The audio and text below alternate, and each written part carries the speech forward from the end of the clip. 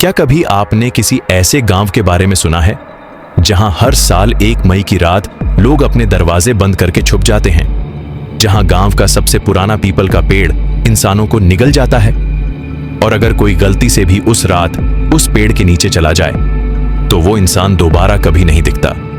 ये कहानी है एक चौपाल की, एक शापित चौपाल की, जहां इंसानों की हड्डियों से मिट्टी उपजती है और नाम मिट्टी में लिखे जाते हैं। और इस बार उस चौपाल में किसी का नाम तय हो चुका था, राजीव। पर उसे ये नहीं पता था कि दादी की मौत सिर्फ एक शुरुआत थी। असली खेल तो चौपाल की उस आखिरी रात में था जहां उसका स्वागत खुद मौत कर रही थी। चौपाल तो उत्तराखंड के लोहाघाट गांव में हर साल 1 मई की रात एक अजीब सी परंपरा निभाई जाती थी। गांव का सबसे पुराना पेड़, एक विशाल पीपल, उसके नीचे हर साल चौपाल लगती थी।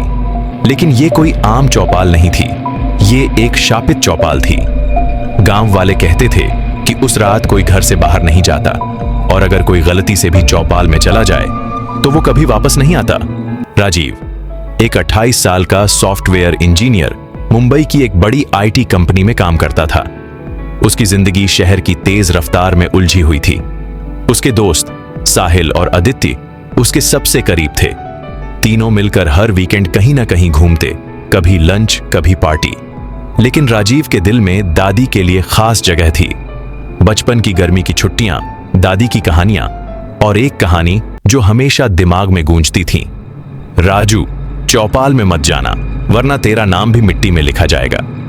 राजीव तब बच्चा था, उसे ये सब मजाक लगता था, लेकिन दादी की आंखों में उस वक्त एक अजीब सा डर था, जैसे वो कुछ कहना चाहती हो। एक दिन ऑफिस में काम के बीच राजीव को एक फोन आता है गांव से। फोन उठाते ही एक भारी आवाज सुनाई देती है, बेटा तुम्हारी दादी नहीं रही, अंतिम संस्कार कल है।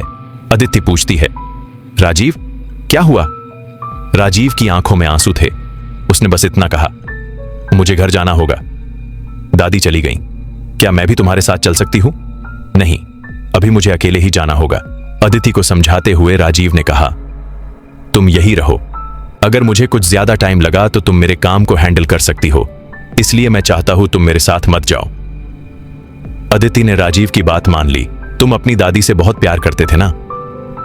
हाँ, बचपन से ही मैं उनके साथ ही रहा हूं। ऐसा लगता है मानो जैसे मैं अनाथ हो गया हूं। खुद को संभालो, आदित्य ने राजीव को संभालते हुए कहा।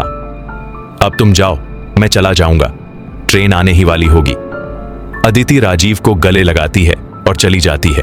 सफर लंबा था, पहले ट्रेन, फिर बस, फिर एक जीप और आखिर में पहाड़ी रास्तों पर पैदल चलना। सफर के दौरान उसका मन अजीब बेचैनी से भरा था। हर स्टेशन पर उसे ऐसा लगता जैसे कोई उसे देख रहा है। बस के शीशे में उसे दादी की झलक दिखती। वो हंस रही थीं या रो रही थीं, समझ नहीं आता। जैसे ही राजीव गांव के करीब पहुंचा, एक सुनसान मोड़ पर उसकी जीप खराब हो गई। ड्राइवर ने कहा, बाबू अब से आगे पैदल ही जाना होगा, इस रास्ते पर रात को रुकना अच्छा नहीं। पर अभी तक तो ये ठीक थी, अचानक क्या हो गया? राजीव ने पूछा। अब क्या बताए बाबूजी, गाड़ी ही तो है, कब खराब हो जाए कौन जानता है। ठीक है, हम चलते हैं, हमें वैसे भी देर हो चुकी है और देर करने से कोई फायदा नहीं है। राजीव पैदल चलने लगा। रास्ते में उसे एक बूढ़ी औरत दिखी जो एक पत्थर पर बैठी थी। सफेद साड़ी और चमकदार आंखें थीं उसकी। उसने धीरे से कहा, चौपाल में मत जाना, वहां तेरी जगह तय हो चुकी है। राजीव चौंका। आप कौन हैं? क्या मतलब है आपका? ये जान के क्या करेगा तू बेटा? राजीव, अपना नाम सुन के राजीव सन्न हो गया। इस औरत को मेरा नाम कैसे पता है? इससे पहले कि वो कुछ पूछता, औरत ने कहा, यही सोच रहा है ना कि मुझे तेरा नाम कैसे पता है? राजीव, हाँ, कैसे जानती हो तुम मेरा नाम? औरत हंसती है और कहती है, मुझे तो सब पता है और यह भी पता है कि तू अपने गांव जा तो रहा है पर लौट के कभी आएगा नहीं। इतना बोलकर औरत मुस्कुराई। अचानक वो गायब हो गई, जैसे कभी थी ही नहीं। हवा में बस एक तेज गंध रह गई, जैसे जलती लाश की। राजीव उसे देखता रहा पर वो उसे कहीं नहीं नजर आई।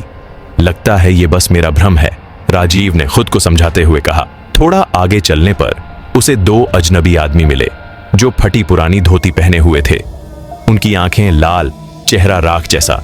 उन्होंने कहा, बाबू रात में गांव में बाहर मत निकलना। चौपाल में आवाज दे तो भी मत जाना, वरना तेरा नाम भी मिट्टी में लिखा जाएगा। राजीव घबरा गया। उसने पूछा, तुम लोग कौन हो? दोनों आदमी उसकी ओर देखकर हंसे और बोले, हम वही हैं जो चौपाल में कभी गए थे और अब तुझसे मिलने आए हैं। क्या बकवास कर रहे हो तुम लोग? मुझे डरा क्यों रहे हो? राजीव ने चीखते हुए कहा, डरा नहीं रहे हैं, समझा रहे हैं हम। अगर जिंदा रहना चाहते हो तो वही करो जो हम कह रहे हैं। तुम लोग भी बस मेरा भ्रम हो, है ना? तुम सचमई नहीं हो। अगले ही पल दोनों हवा में गायब हो गए। ये हो क्या रहा है मेरे साथ? ये लोग क्यों नजर आ रहे हैं मुझे, और ये गायब क्यों हो रहे हैं? ये सारी बातें राजीव के दिमाग पे हावी होने लगी थीं। राजीव दौड़ता हुआ गांव पहुंचा। घर के सामने दादी की तस्वीर दीवार पर टंगी थी और घर के कोने में उनकी पुरानी चीजें, लाठी, चश्मा और एक डायरी।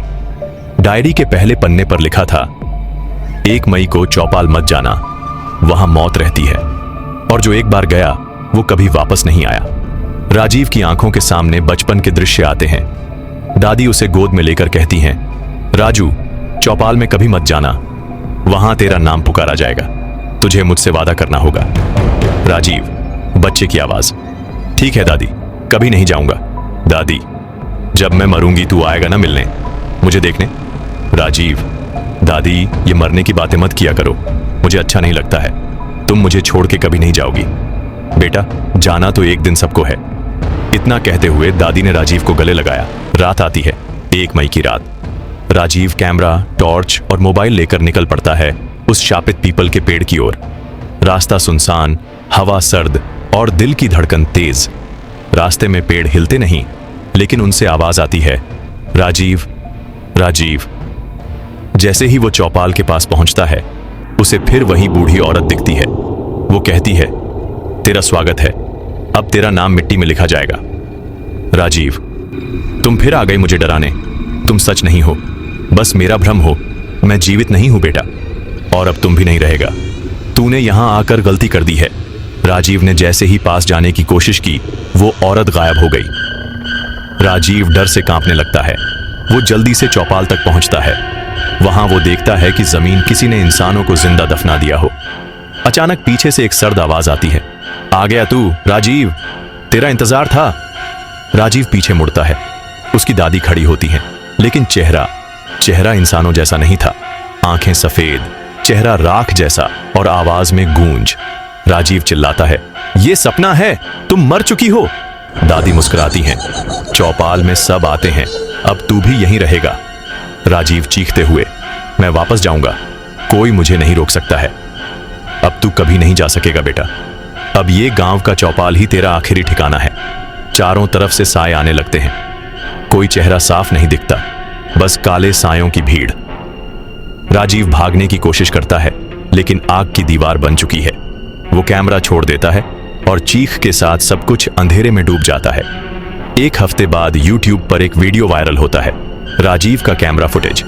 वीडियो में वो खुद को रिकॉर्ड कर रहा है। उसका चेहरा धीरे धीरे मिट्टी में बदल रहा है। पीछे से दादी की हंसी गूंजती है, अब अगला कौन? शायद तुम। वीडियो के आखिरी सेकंड में राजीव कैमरे की ओर देखता है और कहता है, अगली चौपाल तुम्हारे लिए है, मिलेंगे 1 मई रात 11 बजे पीपल के नीचे।